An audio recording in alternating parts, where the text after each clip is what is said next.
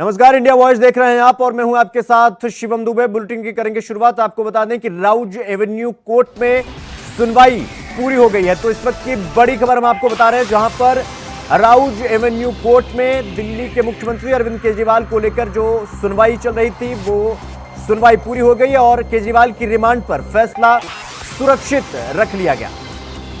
तो Rouse Avenue court में जो सुनवाई चल रही थी वो पूरी हो गई और फैसले को सुरक्षित रख लिया गया। यानी कि केजरीवाल की रिमांड को लेकर के जो फैसला था उसे सुरक्षित रख लिया गया है और सुनवाई पूरी हो गई।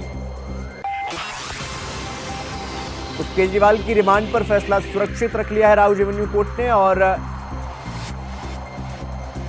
कल दिल्ली के मुख्यमंत्री अरविंद केजरीवाल की गिरफ्तारी हुई थी और फिर उन्हें कोर्ट में पेश किया गया, जहां पर लगातार सुनवाई हुई और इसके बाद ईडी ने अपना पक्ष रखा। केजरीवाल के वकील अभिषेक मनु सिंघवी ने अपना पक्ष रखा और इसके बाद कोर्ट ने यानी राउज एवेन्यू कोर्ट ने फैसला सुरक्षित रख लिया। केजरीवाल की रिमांड पर फैसला सुरक्षित रख लिया गया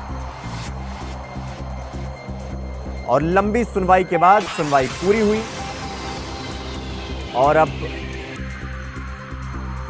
दिल्ली की राउज एवेन्यू कोर्ट ने फैसला सुरक्षित रख लिया है। केजरीवाल की रिमांड पर जो फैसला था उसे सुरक्षित रख लिया गया। कल 7 बजे से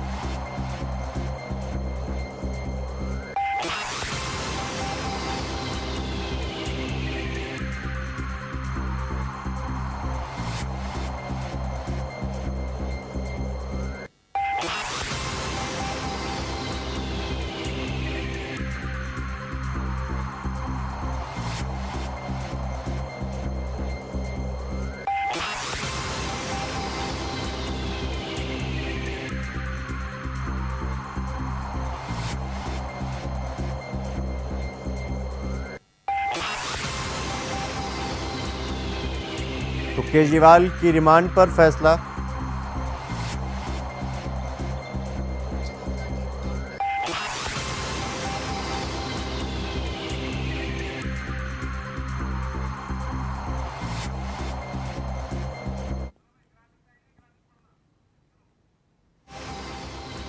तो ईडी का जो केजरीवाल पर आरोप है वो ये है कि घोटाले के सरगना ही अरविंद केजरीवाल है।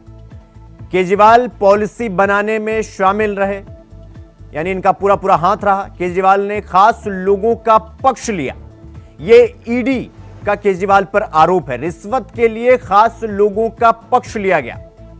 रिश्वत के पैसे का प्रयोग गोवा चुनाव में किया गया। 45 करोड़ और केजरीवाल की गिरफ्तारी क्यों हुई और केजरीवाल के वकील का पलटवार, यानी अभिषेक मनु सिंघवी ने जो पलटवार किया उसमें यह कि हिरासत में पूछताछ की जरूरत क्यों, यह पक्ष रखा है केजरीवाल के वकील अभिषेक मनु सिंघवी ने। चुनाव से पहले नेताओं की गिरफ्तारी क्यों, सबसे बड़ा सवाल तो यही है। ईडी सिर्फ 3 से 4 नामों को दोहरा रही है लगातार, यह कहना है अभिषेक मनु सिंघवी का। पहली बार चुनाव से पहले नेताओं की गिरफ्तारी हो रही है। तो यह कोर्ट में यह पक्ष रखा गया केजरीवाल के वकील की तरफ से, यानी अभिषेक मनु सिंघवी ने यह पक्ष रखा। तो गिरफ्तारी से पहले सीएम पद छोड़ने वाले कौन कौन से मुख्यमंत्री हैं? हेमंत सोरेन भूमि घोटाला केस 31 जनवरी 2024 को सीएम पद को छोड़ा था। इसके बाद लालू यादव आते हैं बिहार से। गिरफ्तारी से पहले इन्होंने पद छोड़ा था मई 1997 या 1997।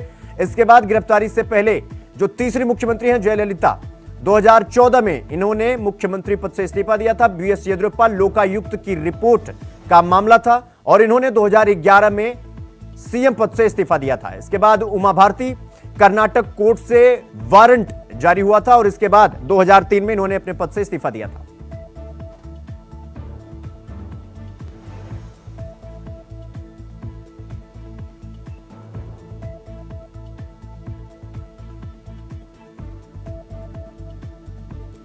इसी खबर पर हमारे साथ हमारे सहयोगी सादिक खान दिल्ली से हमारे साथ जुड़ गए हैं। सादिक, राउज एवेन्यू कोर्ट ने फैसला सुरक्षित रख लिया है, अब आगे क्या?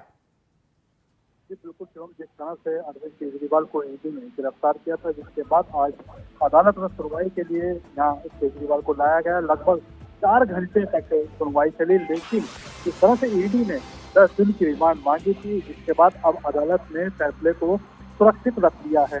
साथ ही अब से कुछ देर बाद फिर एक बार दोबारा से सुनवाई यहाँ चालू होगी, जिसके बाद कभी भी अदालत अपना फैसला सुना सकती है। अभी भी शिवम पिछले 4 घंटे इसी राउज एवेन्यू कोर्ट पर हम मौजूद हैं। इसी कोर्ट पर अरविंद केजरीवाल अभी मौजूद हैं। पिछले 4 घंटे से यहाँ सुनवाई चली, लेकिन जिसके बाद अब अदालत ने फैसले को सुरक्षित रखा है और कभी भी अदालत अपना फैसला सुना सकती है। जी सादिक, सबसे बड़ा सवाल तो ये है कि ईडी जो पक्ष रख रही है कि इस पूरे शराब नीति घोटाले में जो सबसे बड़ा सरगना है, यानी सर्वे सर्वा है इस पूरे घोटाले के, वो अरविंद केजरीवाल।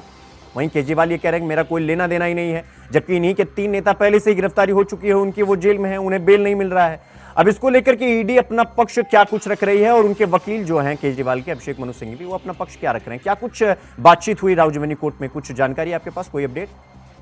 जी बिल्कुल, जिस तरह से ईडी ने जो अभी ईडी की कार्रवाई है, जो अरविंद केजरीवाल के कई वकील राउज एवेन्यू कोर्ट में मौजूद हैं, जब सुनवाई चल रही थी, इस तरह से पता चला कि उनके वकीलों ने कोर्ट में भी ईडी तक पे सवाल खड़े किए।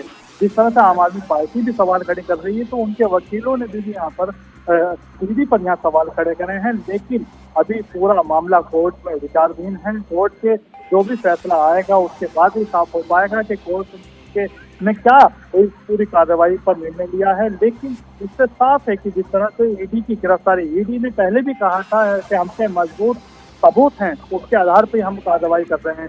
लेकिन दूसरी तरफ हम माने तो पूरा विपक्ष इस वक्त केंद्र सरकार व ईडी पर हमलावर है। लगातार आप साफ तौर पर देख सकते हैं कि किस तरह से सभी जो विपक्ष के नेता हैं उनके बयान सामने आ रहे हैं। जी सादिक, बहुत बहुत धन्यवाद आपका हमारे साथ जुड़ने के लिए। अरविंद केजरीवाल, आपने शराब नीति बदलने में घोटाला किया, आपके उप मुख्यमंत्री जेल में, सांसद जेल में, आपको पता था कि आपकी सहमति से घोटाला हुआ, चोरी हुई है, जवाब आपको देना था, इसलिए आप जांच से भाग रहे थे। 9 बार सम्मन आने के बाद आप पेश नहीं हो रहे, आपने न्यायालय का रास्ता खटखटाया, न्यायालय से आपको रिलीफ नहीं मिला, तो उसके बाद बचता क्या है जी? आपको अंततः जांच करवानी थी, जांच हुई, और जांच में अगर जांच एजेंसी आपको गिरफ्तार कर रही है, अगर आपने चोरी शराब नीति में घोटाला नहीं किया होता तो जांच एजेंसी क्यों आती? आपने चोरी की है तो जवाब भी आप ही को देना पड़ेगा। और जिस तरह से ये विलाप कर रहे हैं, वो पुरानी कहावत है, चोर मचाए शोर, तो ये सारे चोर इकट्ठा होकर शोर मचा रहे हैं, लेकिन उससे सच्चाई बदलेगी नहीं। कानून की नज़र में ना कोई बड़ा है ना कोई छोटा है। अगर वो साफ दाग थे तो उन्हें 10 बार जब ईडी नोटिस दे रही थी अपना पक्ष प्रस्तुत करते, बचने की कोशिश की। घोटाला सामने है, 100 करोड़ की रिश्वत सामने है। अगर सरमाएदार लोग इस प्रकार का कृत्य करेंगे और कानूनी कार्रवाई उन पर नहीं होगी तो भ्रष्टाचार पर चोट और भ्रष्टाचार पर अंकुश कैसे लगेगा? केजरीवाल जी की गिरफ्तारी पर राजनीति की नौटंकी चलने वाली नहीं है। जो कुछ हुआ कानून सम्मत हुआ है। कानून अपना काम कर रहा है और जो भी कानून सम्मत प्रक्रिया है वो पूरे देश में सबके लिए लागू है, और न्यायालय का निर्णय है इस पर पूरी तरीके से जो कानूनी तरफ से विषय है वो होगा।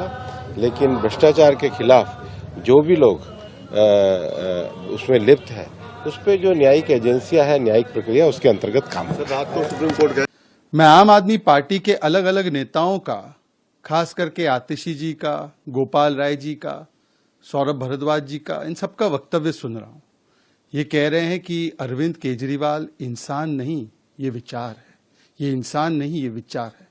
दरअसल ये विचार नहीं, ये राजनीति का दुराचार है और राजनीति में दुष्प्रचार है। और विचार तो है, विचार यही है कि हम करेंगे जमकर भ्रष्टाचार, कोर्ट की कार्रवाई होगी तो चिल्लाएंगे हम अत्याचार अत्याचार, कहेंगे ये हमारा जन्मसिद्ध अधिकार, और खेलेंगे विक्टिमहुड कार्ड। ये कह रहे हैं कल रात से कि ये विद्वेष की भावना से हो रहा है। 2 महीने या 1 महीना चुनाव को बाकी रह गया, इसलिए ये किया जा रहा है। लोकतंत्र खत्म हो चुका है। मैं आतिशी जी से, गोपाल राय जी से और आम आदमी पार्टी से पूछना चाहता हूं, क्या कोर्ट लोकतंत्र को खत्म करना चाह रहा है? देखिए, जो जैसा करता है वैसा भरता है। अरविंद केजरीवाल जी ने दिल्ली के खजाने को लूटा है। भोली भाली जनता झुग्गी वाली जनता, अनऑथराइज कॉलोनी की जनता, दिल्ली में पानी के लिए, साफ पानी के लिए तरसती तड़पती हुई जनता, आखिर उसकी हाय तो लगनी थी।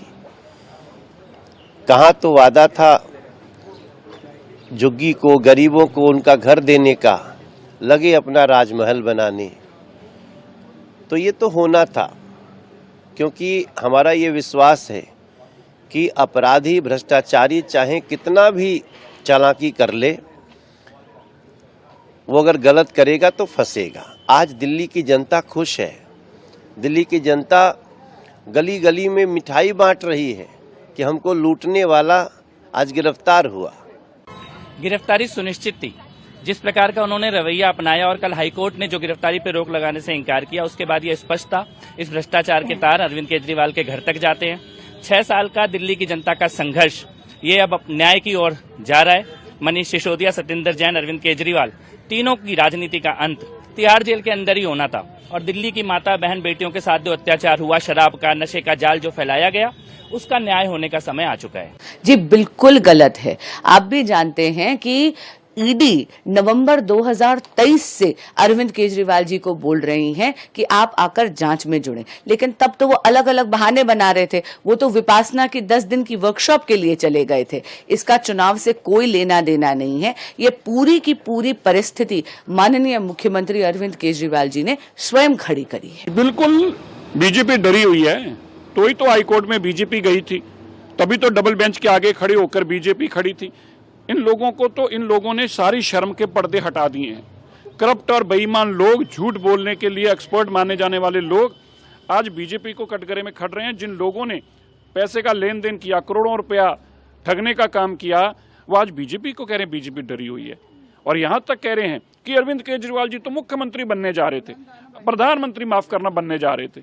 अब देखिए, अगर कोई पार्टी ये कल्पना करती है कि 7 सीटों में से 4 सीटों पे यहाँ चुनाव लड़ रही है, 13 सीटों पे पंजाब में चुनाव लड़ रही है, अगर कोई कल्पना ऐसी करती है कि 17 सीटें लड़ने वाले लोग प्रधानमंत्री बनेंगे, तो भाई मैं तो यही कह सकता हूं कि उनके कार्यकर्ताओं का एक विश्वास और उनकी कार्यकर्ताओं की निष्ठा जरूर देखने की जरूरत है कि एक करप्ट और बेईमान आदमी के लिए कितने जोरदार तरीके से वो जकारे और नारे लगा रहे हैं, ये हमें समझने की जरूरत है। खबरों में आगे बढ़ेंगे। आपको बता दें कि लोकसभा चुनाव जैसे जैसे नजदीक आ रहा है, वैसे वैसे सभी राजनीतिक दल अपने उम्मीदवारों के नाम लिस्ट जारी कर रहे हैं, नामों का। हालांकि अभी बीजेपी ने कई सीटों पर अपने उम्मीदवारों के नाम की घोषणा नहीं की है, जिसके चलते अभी भी कैसरगंज सीट को लेकर सस्पेंस बरकरार है। लेकिन बीजेपी सांसद बृजभूषण सिंह पूरे कॉन्फिडेंस से कैसरगंज लोकसभा क्षेत्र में प्रचार प्रसार में जुट गए। फिलहाल बीजेपी आलाकमान की तरफ से बृजभूषण शरण को टिकट को लेकर आश्वस्त कर दिया गया है, लेकिन वो आत्मविश्वास से कहते हैं कि चुनाव तो लड़ना ही है। अब देखने वाली बात होगी कि कैसरगंज से बृजभूषण सिंह को टिकट मिलेगा या नहीं।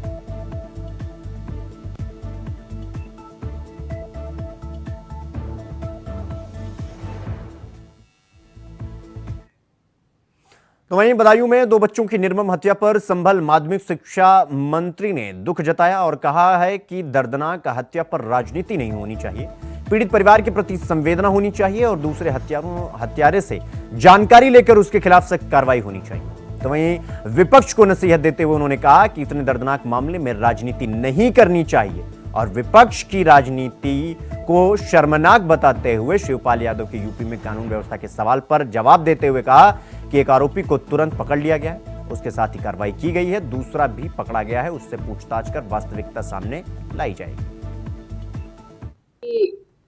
दुखद घटना है और इससे हर माँ जो है आहत है, क्योंकि जिसके बच्चों की हत्या की जाए उस माँ का कलेजा जानता है कि बच्चों के प्रति उसकी कितनी ममता होती है। इसमें राजनीति नहीं होनी चाहिए, उस परिवार के प्रति संवेदना व्यक्त होनी चाहिए और इन हत्यारों के खिलाफ जो भी सख्त से सख्त कार्रवाई, एक तो खत्म कर दिया गया उसी समय, लेकिन जो दूसरा रह गया है उससे सारे तथ्यों की जानकारी लेनी चाहिए और उसके खिलाफ कार्रवाई। तो इसी बीच एक बड़ी खबर आ रही है उत्तराखंड से। आपको बता दें कि उत्तराखंड से बड़ी खबर आ रही है, जहां लोकसभा चुनाव को लेकर यह खबर है, कांग्रेस में प्रत्याशी की देरी पर शुरू हुआ है बवाल। तो आपको बता दें कि कांग्रेस में प्रत्याशियों की देरी पर शुरू हुआ यह बवाल। बड़ी खबर हम आपको बता रहे हैं, जहां पर दिल्ली आलाकमान से कांग्रेस प्रदेश अध्यक्ष नाराज चल रहे हैं, ऐसा बताया जा रहा है। तो इस वक्त की बड़ी खबर हम आपको बता रहे हैं उत्तराखंड से, जहां लोकसभा चुनाव को लेकर यह खबर है, जहां पर कांग्रेस खेमे में नाराजगी शुरू हो गई है और कांग्रेस प्रदेश अध्यक्ष करण माहरा की इंडिया वॉइस पर नाराजगी सामने आई है। इसको दिल्ली हाईकमान से आपको प्रश्न करिए, क्योंकि वहीं 2 सीटों का निर्णय वहीं से होना है और 3 सीटों का हमारा हो गया, जिसमें 26 और 27 को नामांकन है। इसको दिल्ली हाईकमान से आपको प्रश्न करिए, क्योंकि वहीं 2 सीटों का निर्णय वहीं से होना है और 3 सीटों का हमारा हो गया, जिसमें 26 और 27 को नामांकन है। इसको दिल्ली हाईकमान से आपको प्रश्न करिए, क्योंकि वहीं 2 सीटों का निर्णय वहीं से होना है और 3 सीटों का हमारा हो गया, जिसमें 26 और 27 को।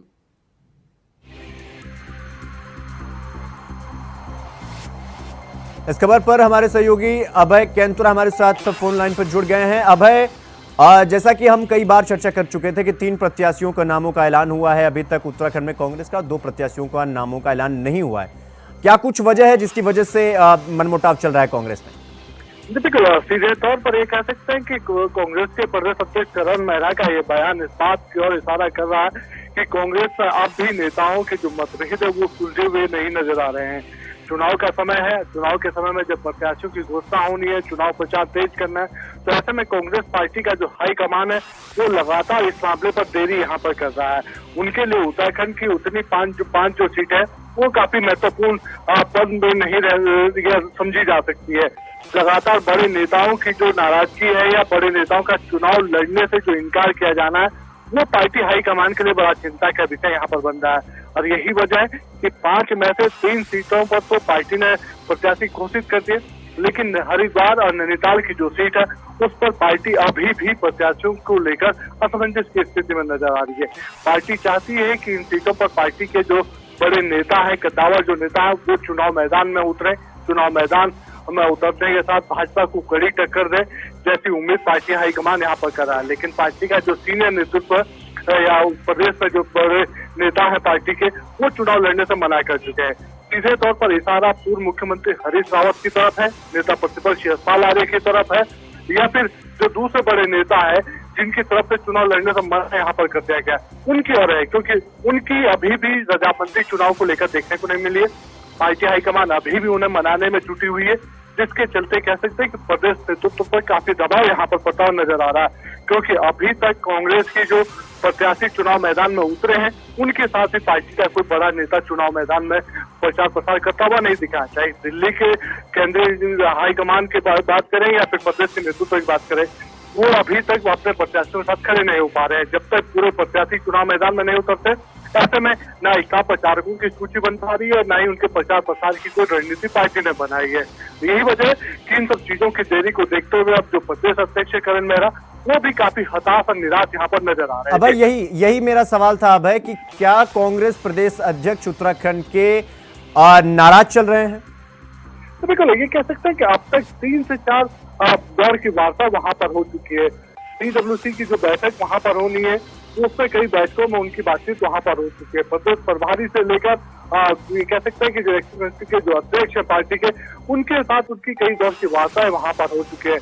पैनल जो प्रत्याशियों का जो अंतिम जो पैनल है प्रत्याशियों के चयन का, वो वहां पर भेजा जा चुका है। हर प्रत्याशी के नाम का वहां पर मोहर लग चुकी है, लेकिन पार्टी हाईकमान अभी भी चाहता है कि जो पुराने जो वरिष्ठ नेता है उनको चुनाव मैदान में उतारा जाए, जबकि इसमें प्रदेश नेतृत्व चाहता है कि अगर कोई पुराने नेता चुनाव नहीं लड़ते हैं तो फिर नए नेतृत्व को मौका यहाँ पर दिया जाए, उनको चुनाव मैदान में उतारा जाए, ताकि किसी भी प्रकार से ये समझा जा सके कि चुनाव कमजोर नहीं बल्कि मजबूत तरीके से कांग्रेस लड़ना चाहती है। लेकिन जो हाईकमान के निर्देशों के बावजूद भी ये कह सकते हैं कि अभी तक ना तो प्रत्याशी घोषित कर पाए हैं बची 2 सीटों पर, और ना ही अगले कोई निर्णय इस समय पार्टी हाईकमान की तरफ से यहाँ पर दिया जा रहा है। यही वजह है कि प्रदेश नेतृत्व काफी नाराज और हताश यहाँ पर दिख रहा है पार्टी हाईकमान से, और यही वजह है कि अब इन सब चीजों को लेकर अब दिल्ली पार्टी का जो शीर्ष नेतृत्व उनके सर पर ही अब तक टीकरा फोड़ने का काम कर रहा है। जी अभय, बहुत बहुत धन्यवाद आपका हमारे साथ ज्यादा जानकारी के साथ जुड़ने के लिए। तो वहीं लोकसभा चुनाव और त्योहारों पर सुरक्षा को लेकर पुलिस प्रशासन पूरी तरीके से मुस्तैद है। लोगों में सुरक्षा का विश्वास दिलाने के लिए पुलिस प्रशासन की तरफ से हर संभव प्रयास किया जा रहा है। इसी कड़ी में सुरक्षा व्यवस्था को लेकर स्थानीय पुलिस बल और पैरामिलिट्री फोर्स के साथ एसपी डॉक्टर अजय पाल शर्मा ने फ्लैग मार्च किया है। इस दौरान इंडिया वॉइस की टीम ने उनसे खास बातचीत की है। क्या कुछ कहा है एसपी डॉक्टर अजय पाल शर्मा ने, आइए आपको सुनवाते हैं।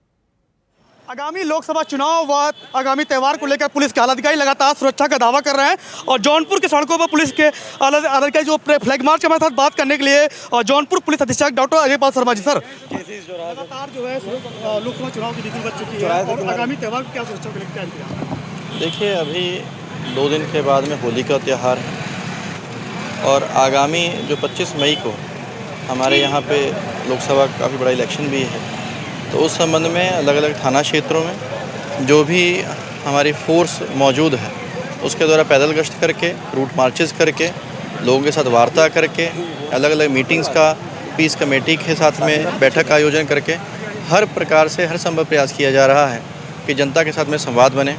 कहीं भी कोई समस्या अगर आती है तो वो समस्या का निराकरण कराया जाए लोगों के साथ मिल कर के, और जो अच्छे व्यक्ति हैं उन तक ये मैसेज पहुँचाया जाए कि पुलिस हर परिस्थिति में उनके साथ है और सुनिश्चित करेंगे कि कोई भी ऐसा तत्व जो माहौल बिगाड़ने की कोशिश करे उसके खिलाफ कठोरतम कार्रवाई की जाएगी। होली को लेकर क्या संदेश रहेगा आखिर? सभी से यही अपेक्षा है, अनुरोध है कि पुलिस का सहयोग करें। जो भी कुछ गलत चीज़ें हैं, जैसे कि कुछ अवैध शराब की बिक्री होना या कुछ गुंडा तत्वों द्वारा माहौल ख़राब किया जाना, तो उसके बारे में पुलिस को तत्काल सूचित करें।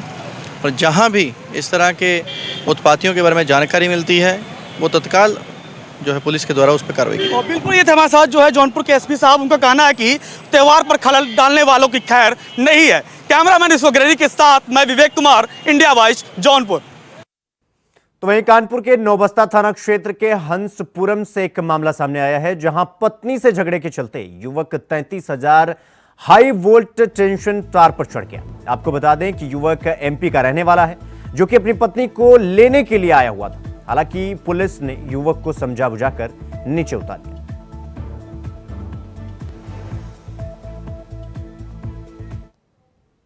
तो वहीं मुरादाबाद के मजौला इलाके के मीना नगर से एक दिल दहला देने वाला मामला सामने आया है, जहां हाई टेंशन लाइन में हुए धमाके से 4 घरों में आग लग गई, जिसका वीडियो सीसीटीवी में कैद हो गया। बताया जा रहा है कि हाई टेंशन लाइन अचानक हुए फॉल्ट के बाद तेज धमाके में तब्दील हो गया और 4 घरों में भीषण आग लग गई, जिससे हड़कंप मच गया।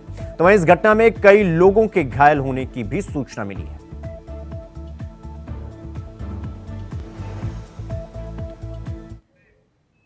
गाजियाबाद में पुलिस को बड़ी कामयाबी मिली है। आपको बता दें कि 2 हफ्ता पहले महिला से स्नैचिंग का मामला सामने आया था, जहां पुलिस की स्नैचिंग से संबंधित एक लुटेरे से मुठभेड़ हो गई, जिसमें अभियुक्त को घायल अवस्था में गिरफ्तार कर लिया गया।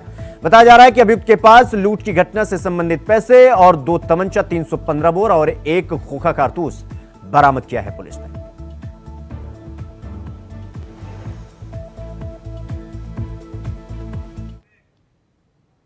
रायबरेली में लोकसभा चुनाव, होली और रमजान को लेकर पुलिस अलर्ट मोड पर दिख रही है, जिसको लेकर एसपी से जानकारी देते हुए बताया कि भीड़ भाड़ वाले इलाके में ड्रोन कैमरे से निगरानी रखी जा रही है।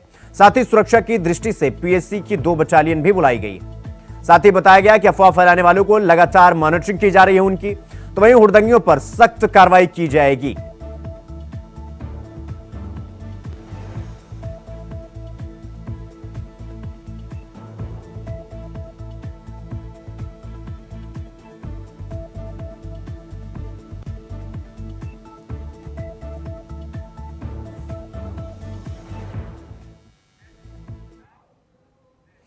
खबरों में आगे बढ़ेंगे। आपको बता दें कि मथुरा के थाना कोतवाली पुलिस और एसओजी टीम को बड़ी कामयाबी मिली है, जहां पुलिस और अंतर्राज्यीय वाहन चोर और शातिर बदमाश में मुठभेड़ हो गई। आपको बता दें कि संयुक्त कार्रवाई में हुए मुठभेड़ में इनामी बदमाश घायल हो गया, जिसके पास से चोरी की 1 मोटरसाइकिल, 1 तमंचा, जिंदा कारतूस बरामद किया गया है। फिलहाल मुठभेड़ में घायल बदमाश को पुलिस ने अस्पताल में भर्ती करवा दिया है और आगे की जांच पड़ताल शुरू कर दी है।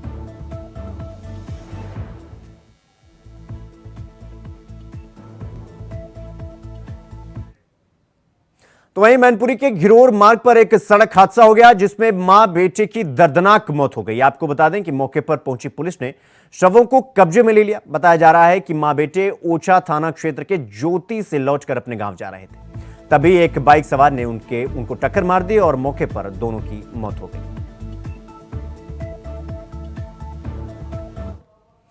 फिलहाल बुलेटिन में इतना ही। देश दुनिया की तमाम बड़ी खबरों को देखने के लिए देखते रहिए इंडिया वॉइस। नमस्कार।